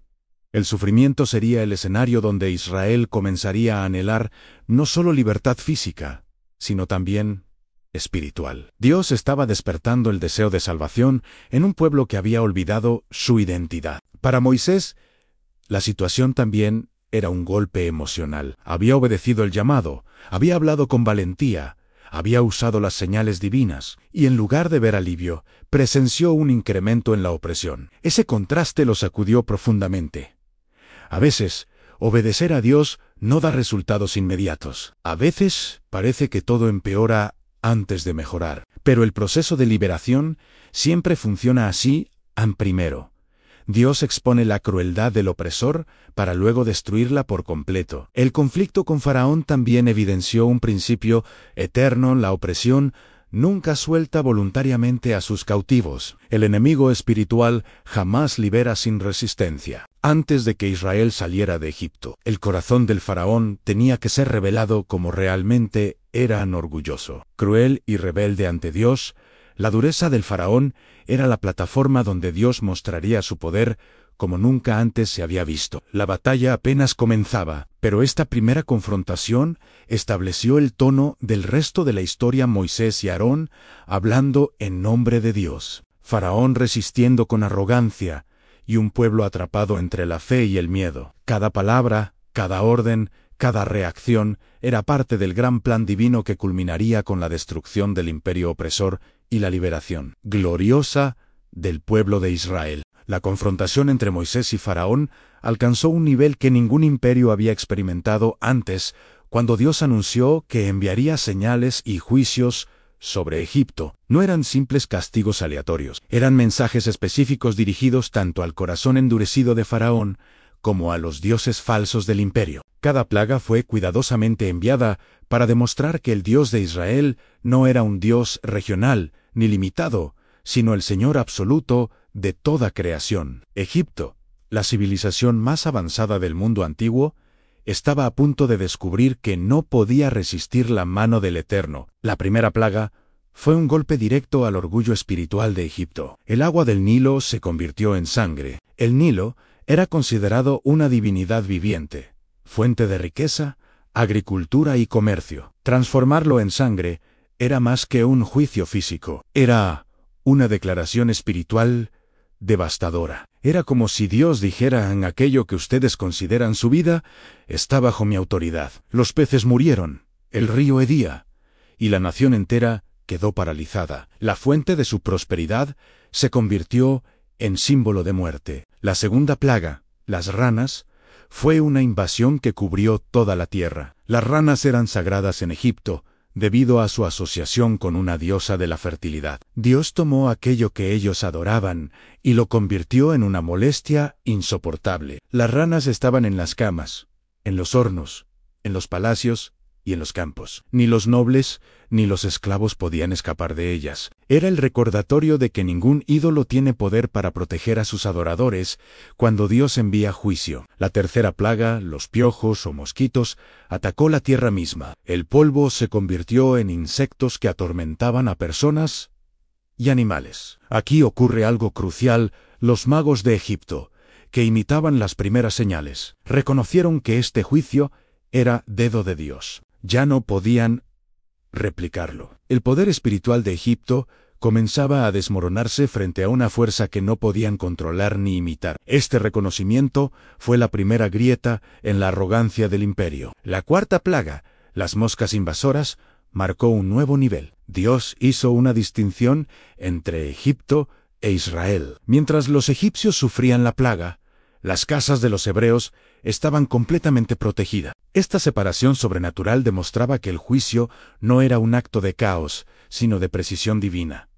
Dios no solo castigaba, también preservaba. Israel estaba aprendiendo que el Dios que juzga también es el Dios que protege. La quinta plaga golpeó el ganado egipcio con una enfermedad mortal. El ganado representaba riqueza, comercio y estabilidad económica. Su destrucción desestabilizó la economía del imperio. Mientras los egipcios veían morir sus animales, el ganado de Israel permaneció intacto. Dios estaba destruyendo, una por una, las bases humanas de seguridad del imperio para demostrar que ninguna estructura terrenal puede sostenerse cuando Dios decide actuar. La sexta plaga, los tumores o úlceras, atacó directamente a los cuerpos de los egipcios. Incluso los sacerdotes y magos, los hombres considerados espiritualmente puros, quedaron incapacitados. Fue un juicio que reveló la impotencia humana ante la santidad de Dios. Nadie podía escapar, ni con riqueza, posición o rituales. Las defensas del imperio estaban cayendo no solo física, sino emocionalmente. La séptima plaga, el granizo mezclado con fuego, fue una demostración impresionante del poder climático de Dios. La tormenta destruyó cosechas, rompió árboles y mató a quienes no obedecieron la advertencia de refugiarse. Algunos egipcios comenzaron a respetar las palabras de Moisés y se protegieron, mientras otros ignoraron el mensaje y perecieron. Dios estaba enseñando que su palabra salva si se obedece, pero destruye si se rechaza. La octava plaga, las langostas, arrasó con lo que quedaba de agricultura. Los campos que habían sobrevivido al granizo fueron devorados completamente. El hambre comenzaba a amenazar al imperio. Faraón sabía que su nación estaba al borde del colapso y pidió a Moisés que orara. Parecía ceder, pero su arrepentimiento era superficial. Una y otra vez, su corazón endurecido demostraba que la crisis no garantiza obediencia si el corazón está dominado por el orgullo. La novena plaga, la oscuridad profunda, cubrió Egipto durante 3 días. No era oscuridad natural, era una oscuridad tangible que impedía a las personas moverse. En Egipto se adoraba al dios del sol. Esta plaga fue una humillación directa. El Dios supremo del panteón egipcio quedó en silencio bajo la autoridad del Dios de Israel. Pero, una vez más, en las casas de los hebreos había luz. En medio de la noche que cubría Egipto, el pueblo de Dios experimentaba claridad, protección y esperanza. A través de cada plaga, Dios no solo estaba castigando, estaba revelando su nombre, su carácter y su poder tanto a Israel como a los egipcios. El conflicto no era simplemente entre Moisés y Faraón, sino entre el Dios verdadero y los dioses falsos. Cada juicio desmantelaba un área de la espiritualidad egipcia y revelaba un atributo de la soberanía divina. Israel estaba aprendiendo que su Dios no era débil ante los dioses extranjeros, sino superior en todo. La terquedad de Faraón no disminuía con los juicios.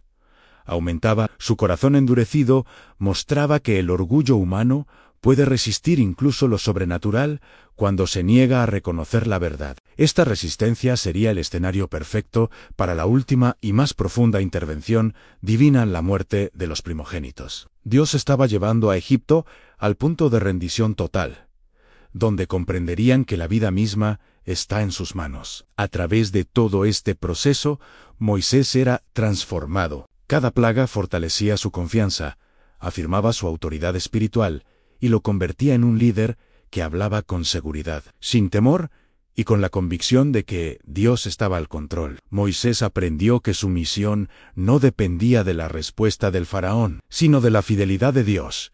Él no estaba allí para negociar con el imperio, sino para ejecutar el plan eterno del Señor. Las plagas culminaron con una verdad innegable: a nadie, por poderoso que sea, puede resistir indefinidamente al Dios viviente. Dios estaba usando el juicio para liberar, para enseñar y para revelar. Israel estaba presenciando no solo el poder de Dios, sino su carácter justo, paciente, poderoso y protector. La esclavitud estaba llegando a su fin, no por la fuerza humana, sino por la intervención del cielo. La noche del Éxodo no fue una noche común. Fue la noche en que la historia espiritual de Israel cambió para siempre. Después de 9 plagas que habían sacudido los cimientos de Egipto, el juicio final estaba a punto de caer sobre el imperio. Pero, a diferencia de las plagas anteriores, esta última tenía un componente profundo de fe y obediencia. Cada familia israelita debía participar activamente en el plan divino. Dios no solo quería liberar un pueblo físicamente, quería formar un pueblo espiritualmente obediente y consagrado. Moisés reunió a los ancianos de Israel para entregarles las instrucciones de la Pascua. Estas instrucciones no eran negociables ni simbólicas. Eran detalles divinos diseñados para traer salvación real en una noche de juicio. Cada familia debía sacrificar un cordero sin defecto, símbolo de inocencia y pureza. Este cordero no representaba solo provisión para una comida ritual, representaba vida entregada para preservar otras vidas. Dios estaba inaugurando un principio que atravesaría toda la Biblia: la sustitución. La sangre del cordero debía colocarse en los dinteles y en los postes de las puertas, no en el piso, para que nadie la pisara, sino en lo alto, como un estandarte de obediencia y fe. La sangre no tenía poder mágico por sí misma. El poder estaba en lo que representaba el acto de fe en el Dios que había prometido pasar por encima de cada casa marcada. Ese acto convertía cada hogar en territorio consagrado, inaccesible para el juicio. Dentro de cada casa debía comerse el cordero asado, acompañado de hierbas amargas que simbolizaban el dolor de la esclavitud, y panes sin levadura que representaban la pureza y la prontitud. Esa mezcla entre libertad y memoria estaba cuidadosamente diseñada por Dios en Israel. No sería liberado para olvidar, sería liberado para recordar. Dios quería un pueblo que nunca perdiera consciencia de dónde lo había sacado. La orden de comer vestidos para la salida, con el cinturón ceñido, el bastón en la mano y las sandalias puestas, era un recordatorio visual de que la liberación sería inmediata. Dios les estaba diciendo que, aunque vivían bajo siglos de esclavitud, esa noche debían vestirse como gente libre. La fe siempre se expresa antes de que el milagro ocurra. Israel debía prepararse primero en su corazón, luego en su ropa, y finalmente en su camino. Mientras Israel se preparaba en secreto, Egipto vivía en aparente normalidad. No sabían que estaban a minutos de enfrentar el juicio más devastador de su historia. Esa calma previa al desastre era parte del plan divino. Dios siempre da espacio para arrepentirse, incluso cuando los corazones están endurecidos. Pero Faraón había ignorado cada advertencia. Su orgullo lo había llevado a un punto donde la misericordia divina ya no detenía el juicio. A medianoche, la presencia del destructor recorrió la tierra de Egipto. No fue un juicio descontrolado, fue preciso, exacto, inevitable. Cada hogar egipcio, desde el palacio hasta las casas más humildes, sintió el impacto de la muerte del primogénito. No importaba la riqueza, la posición social o el poder político, en la justicia divina penetró cada espacio sin distinción. En una sola noche, Egipto comprendió que el Dios de Israel no era un Dios más. Era el único Dios verdadero. Mientras Egipto era cubierto por el lamento más grande que jamás habría de escucharse, Israel permanecía en paz. Cada hogar marcado por la sangre estaba protegido. No era la estructura de la casa, ni la posición social de la familia, lo que marcaba la diferencia, sino la obediencia. La sangre en la puerta era la señal de que el juicio debía pasar por encima. Esa fue la primera vez en la historia bíblica donde la salvación se reveló como un acto visible de fe. El contraste entre los dos pueblos era impresionante. En Egipto hubo muerte, desesperación y quebranto. En Israel hubo vida, esperanza y cumplimiento de promesa. La Pascua no solo celebraba la liberación física, sino la revelación del carácter de Dios, justo para juzgar, fiel para salvar, poderoso para cumplir y misericordioso para proteger. Esa noche definió la relación entre Dios e Israel. Ellos vieron con sus propios ojos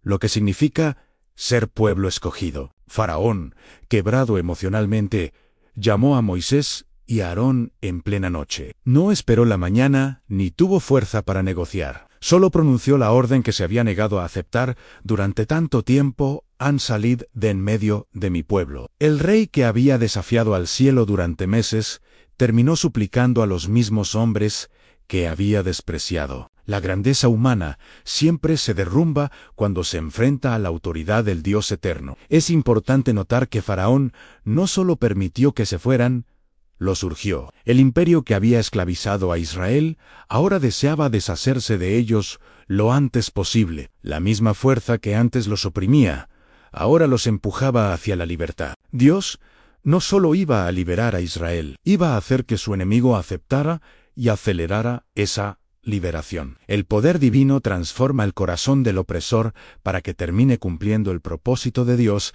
sin poder resistirse. Mientras el caos llenaba Egipto, Israel salió de sus casas con un silencio reverente. Tenían décadas esperando este momento, y aún así, la noche tenía un peso sagrado. Era una mezcla entre solemnidad y esperanza. Atrás dejaban cadenas, golpes, lágrimas y generaciones de injusticia. Frente a ellos, se abría el camino hacia una promesa. No sabían qué encontrarían en el desierto, pero sabían que Dios caminaba delante de ellos.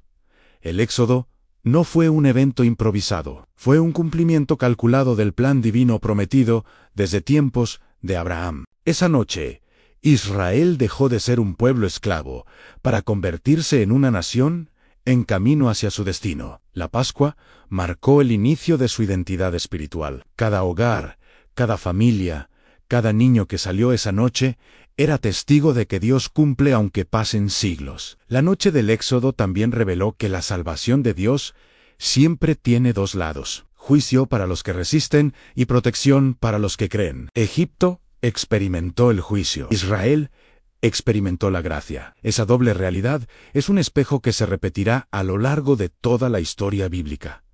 Dios no solo libera, también separa. No solo salva, también juzga. Cuando Israel salió de Egipto, su corazón estaba lleno de esperanza y temor al mismo tiempo. Habían visto la mano poderosa de Dios en cada plaga y en la noche del Éxodo, pero aún no comprendían por completo quién era el Dios que los guiaba. Por eso, Cuando llegaron a la orilla del Mar Rojo y escucharon detrás de ellos el estruendo del ejército egipcio acercándose, su fe tambaleó. El mismo imperio que los había esclavizado ahora venía a destruirlos, y el pueblo se sintió atrapado entre el mar y la espada. Era el escenario perfecto para que Dios revelara el milagro más icónico del Antiguo Testamento. Moisés se encontraba en el punto más crítico de su liderazgo. Por un lado, tenía un pueblo aterrorizado que clamaba, cuestionaba y se lamentaba. Por otro, veía la nube de polvo levantada por los carros de guerra de Egipto acercándose cada vez más.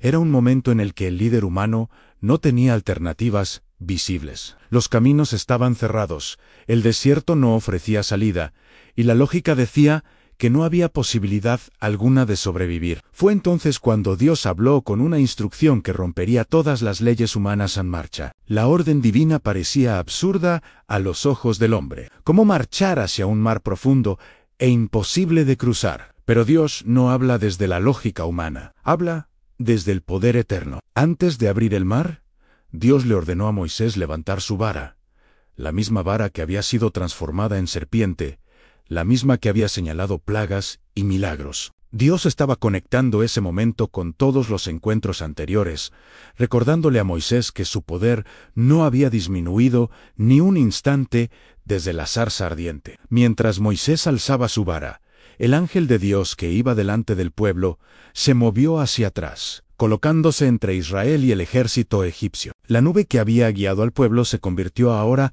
en un muro protector en oscuridad para los egipcios, luz para los israelitas. Este acto muestra que Dios no solo abre caminos, también bloquea al enemigo. Antes de abrir el mar, Dios aseguró la protección del pueblo, donde nosotros solo vemos peligro. Dios está construyendo una estrategia perfecta. Cuando Moisés extendió su mano sobre el mar, comenzó a soplar un viento recio del oriente durante toda la noche. Ese viento no era natural, era una manifestación directa del poder divino. No fue un estallido instantáneo, sino un proceso progresivo que mostró que Dios trabaja tanto en milagros inmediatos como en milagros que se desarrollan con el tiempo. El mar comenzó a dividirse lentamente, revelando un camino que jamás había existido antes. El momento en que las aguas se separaron fue indescriptible. Las olas se levantaron como muros a ambos lados, firmes, inmóviles, sostenidas por la mano invisible de Dios en el suelo del mar, que debía estar fangoso y resbaloso, se volvió seco. Dios no solo abrió camino, lo hizo transitable. La escena parecía sacada de un mundo sobrenatural, un pueblo entero caminando por un pasillo de agua, iluminado por la luz divina, mientras el estruendo del viento marcaba el ritmo del juicio y la liberación. El pueblo de Israel, que minutos antes había gritado en desesperación, ahora caminaba en medio del milagro con una mezcla de asombro y temor reverente. Cada paso que daban era un recordatorio de que estaban viviendo algo que ningún ser humano había presenciado jamás. Los niños miraban los muros de agua como si fueran gigantes transparentes. Los adultos caminaban con lágrimas de asombro. Los ancianos apoyaban sus bastones en la tierra seca, que minutos antes había sido un fondo marino. El cruce no solo fue un acto físico, fue un acto espiritual. Israel no solo estaba atravesando un mar, estaba dejando atrás siglos de esclavitud, humillación y dolor. Cada paso era una afirmación de su nueva identidad. Por primera vez, caminaban, como pueblo libre, en un sendero construido por Dios mismo. Era el nacimiento simbólico de una nación que no sería definida por Egipto, sino por su relación con el Dios viviente. Dios permitió que los muros de agua permanecieran firmes, desafiando todas las leyes naturales. No se movieron ni un centímetro, mientras Israel avanzaba. El mar obedecía al Creador como si fuera un soldado recibiendo órdenes de su comandante. Este milagro demostraba que Dios no está limitado por lo que el hombre llama imposible. El mar, símbolo del caos y de lo desconocido, se convirtió en un camino seguro porque Dios habló, y el mar obedeció. Cuando Israel estaba a mitad del camino, Egipto finalmente vio el milagro, y aún así, en su soberbia, decidió perseguirlos. Esto demuestra que la arrogancia del corazón rebelde no se rinde ni siquiera ante lo sobrenatural. Los carros egipcios entraron al mar con la misma violencia con la que habían oprimido al pueblo durante generaciones. Pero no entendían que estaban entrando en un terreno que pertenecía a Dios, no a ellos. A medida que Israel avanzaba, el temor comenzó a transformarse en confianza. El pueblo ya no miraba atrás, miraba adelante, porque veía que Dios había abierto un camino que ningún enemigo podía cerrar. Este detalle es crucial. Mientras Dios sostiene los muros, nadie puede colapsarlos. Israel no caminaba en peligro, caminaba en propósito. Ese camino era más seguro que cualquier territorio sólido. Cada familia que cruzó entendió algo profundo. Dios no libera parcialmente, libera por completo. No había vuelta atrás. No había cadenas, no había capataces, no había látigos. El mar, que había sido un obstáculo, ahora era la protección entre ellos y sus perseguidores. Cuando Dios abre un camino, ese camino no solo te guía, también te protege. El cruce completo fue una declaración pública de quién era el verdadero Dios. Ningún faraón podía repetir ese milagro. Ningún dios egipcio podía abrir su propio mar. Israel fue testigo de que su Dios no era un concepto, sino un ser vivo, poderoso y presente. Ese día, la fe del pueblo fue cimentada como nunca antes. La liberación ya no era un rumor ni una esperanza lejana, era una realidad tangible. Cuando Israel llegó al monte Sinaí, ya no era el pueblo temeroso que había salido de Egipto cargando recuerdos de esclavitud. Era un pueblo que había visto el mar abrirse, que había visto la columna de fuego iluminar la noche y la nube de Dios guiarlos en el día. Sin embargo, nada podía prepararlos para lo que estaban a punto de presenciar en el momento en que el Dios del universo hablaría con voz audible a toda una nación. El Sinaí no sería un lugar más. Sería el escenario donde el cielo descendería a la tierra. El monte estaba cubierto por nubes densas, oscuras, profundas. No era una simple tormenta, era la manifestación visible de la presencia de Dios. Relámpagos iluminaban las rocas, truenos estremecían el suelo y un sonido como de trompeta sobrenatural anunciaba que algo colosal estaba a punto de ocurrir. Israel, que había visto milagros, nunca había visto esto: el cielo agitado por la presencia del Creador.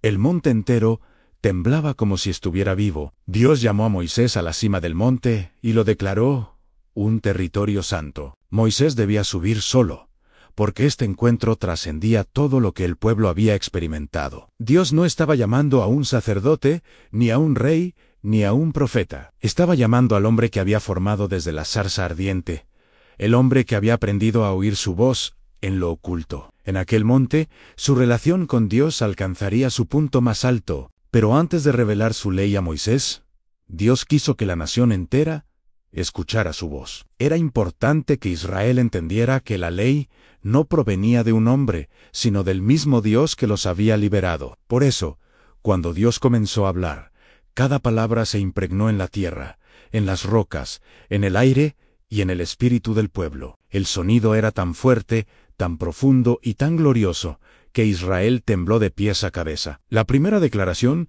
fue poderosa: Yo soy el Señor, tu Dios, que te saqué de la tierra de Egipto, de casa de servidumbre. Antes de dar mandamientos, Dios recordó su identidad y su obra. La ley no era un sistema frío, era una respuesta a la relación entre Dios e Israel. Era el pacto entre el libertador y los liberados. Dios estaba estableciendo el fundamento espiritual de todo lo que vendría en obediencia basada en amor y pacto, no en miedo o ritual. Los mandamientos comenzaron con el corazón del pacto: no tendrían otros dioses. Israel venía de Egipto, una tierra llena de ídolos, templos y supersticiones. Dios estaba declarando algo radical: Él no compartirá su gloria con nadie. El primer mandamiento no solo regulaba la adoración, establecía el centro espiritual de su identidad. Un pueblo que sigue al único Dios verdadero no puede vivir sometido a ídolos que esclavizan la mente y el alma. Luego, Dios prohibió hacerse imágenes. Este mandamiento era una ruptura completa con las culturas antiguas. Mientras las naciones adoraban figuras talladas, Israel debía adorar a un Dios invisible, eterno, que no podía ser representado por manos humanas. Dios estaba elevando la espiritualidad de su pueblo a un nivel que ninguna civilización había alcanzado. No se trataba solo de obediencia. Se trataba de reconocer que el Creador no puede ser reducido a un objeto. El mandamiento sobre su nombre revelaba aún más la santidad divina. El nombre de Dios no debía ser tomado en vano. Dios estaba enseñando a Israel que su identidad no debía ser trivializada, manipulada, ni usada de manera ligera. Cada vez que su nombre fuera pronunciado, debía hacerse con reverencia, porque el nombre del Señor representa su esencia, su presencia y su gloria. El día de reposo, el cuarto mandamiento, era un recordatorio semanal de libertad. En Egipto, nunca descansaron. La esclavitud no permite pausas. Pero Dios les ordenó un día de descanso, no como una carga, sino como un regalo. Un día para detenerse, respirar, recordar, agradecer. Un día que les enseñara que su valor no dependía de su productividad, sino de su relación con el Dios que los cuidaba. Los mandamientos que siguieron se enfocaron en la vida cotidiana. Honrar a padre y madre no era un simple consejo moral, era la base de la estabilidad social y espiritual. El respeto intergeneracional era esencial para que la fe se transmitiera. Luego, Dios prohibió matar, adulterar, robar y mentir. Estos mandamientos formaban el corazón ético que distinguiría a Israel de todas las naciones. Dios estaba construyendo una sociedad justa, santa y diferente. El último mandamiento prohibió codiciar. Esto iba más allá de las acciones externas. Se dirigía al corazón. Dios no solo quería controlar comportamientos, sino transformar deseos. La codicia es invisible, pero destruye familias, causa conflictos y alimenta injusticias. Prohibirla era declarar que la santidad debía comenzar en lo profundo del ser. Mientras Dios hablaba, la montaña ardía con fuego. No era un fuego destructor, sino un fuego revelador. Era la santidad de Dios manifestándose de una manera que marcaba para siempre la memoria de Israel. El pueblo estaba tan impresionado que pidieron a Moisés que hablara con Dios en su lugar. No podían soportar la intensidad. Fue entonces cuando comprendieron que Dios no era un concepto religioso, sino una presencia viva y poderosa. Moisés, entre temblor y reverencia, se acercó aún más. Él no huyó de la voz de Dios. Se acercó a ella. Esa diferencia marcó su destino. Mientras el pueblo se mantenía a distancia, Moisés ascendía hacia el fuego, hacia la nube, hacia la revelación. Cada paso mostraba que la relación entre él y Dios era única, íntima y transformadora. Él era el puente espiritual entre Dios e Israel. Cuando Israel recibió las tablas de la ley, su relación con Dios dio un paso gigantesco, pero aún faltaba algo que definiría para siempre la identidad espiritual del pueblo en la construcción del tabernáculo. Este no sería un edificio político ni un templo monumental como los que Egipto levantaba para sus dioses muertos. Sería la morada del Dios viviente. Un espacio donde el Creador del universo descendería para habitar en medio de un pueblo que apenas estaba aprendiendo a reconocer su voz y su santidad. Dios habló a Moisés desde la montaña con instrucciones claras y detalladas. Lo primero que le pidió fue una ofrenda voluntaria, no impuesta, no forzada, sino dada desde el corazón. Oro, plata, bronce, telas finas, pieles, madera de acacia, aceite, especias y piedras preciosas. Cada material tenía un propósito espiritual y simbólico, pero lo más importante era la actitud con que se ofrecían. Dios estaba enseñando a su pueblo que su presencia no se construye con obligación, sino con entrega voluntaria. El tabernáculo sería un santuario, pero no cualquier santuario.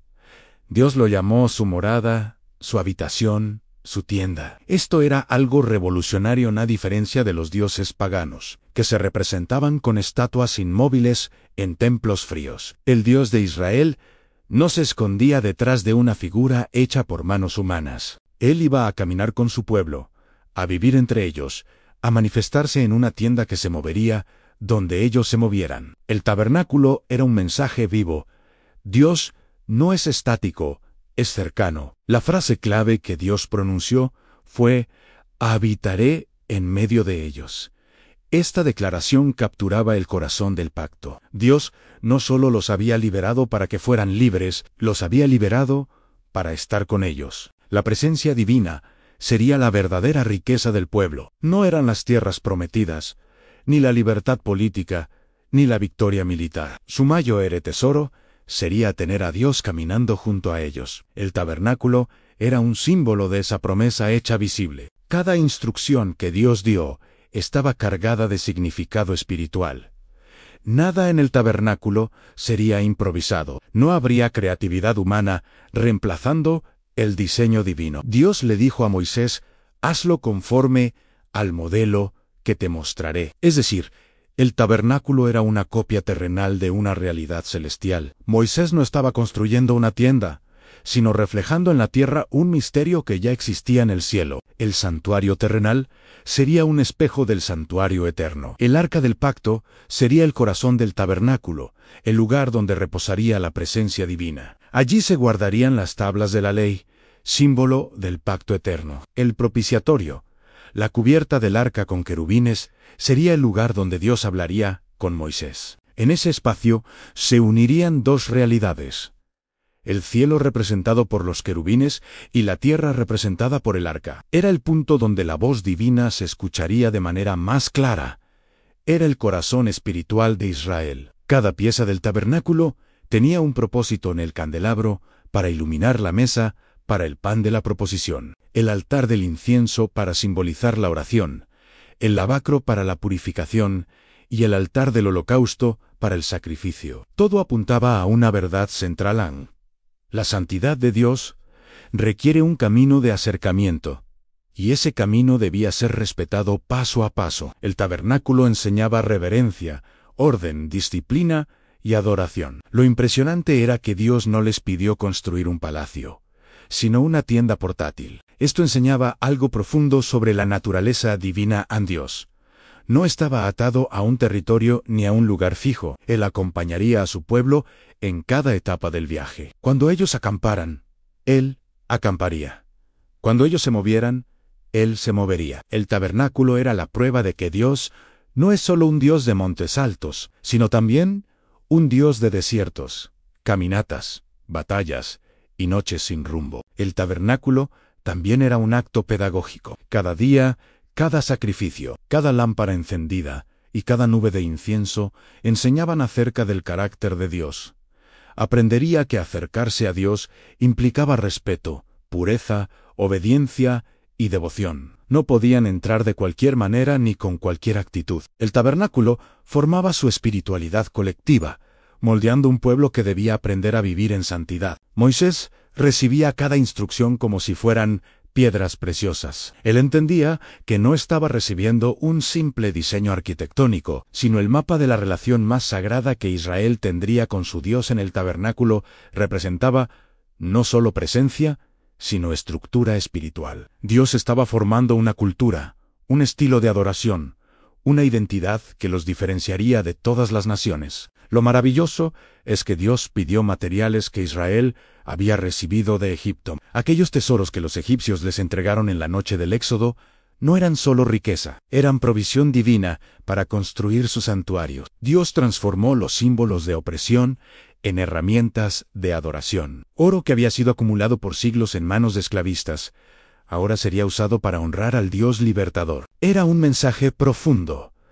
Dios usa lo que el enemigo entregó para su gloria. Mientras Moisés escuchaba las instrucciones, la atmósfera espiritual del Sinaí era palpable. Cada palabra de Dios formaba un propósito. Cada orden revelaba un fragmento del corazón divino. Moisés estaba presenciando un diseño celestial que ninguna civilización había visto. No era un modelo humano mejorado, era algo completamente nuevo, naciendo directamente de la mente eterna de Dios. El propósito final del tabernáculo era revelador. Dios deseaba morar en medio de su pueblo, pero de una manera ordenada, santa y gloriosa. La estructura no era para encerrar a Dios, sino para enseñar al hombre cómo acercarse a Él sin morir. El tabernáculo no limitaba a Dios, limitaba al hombre. enseñándole reverencia. La presencia divina sería visible en la nube sobre el santuario, guiando cada paso del pueblo. Finalmente, el tabernáculo sería la prueba permanente de que Dios no se había quedado en el Sinaí, el Dios que habló desde el fuego, que entregó los mandamientos y que sacudió la montaña.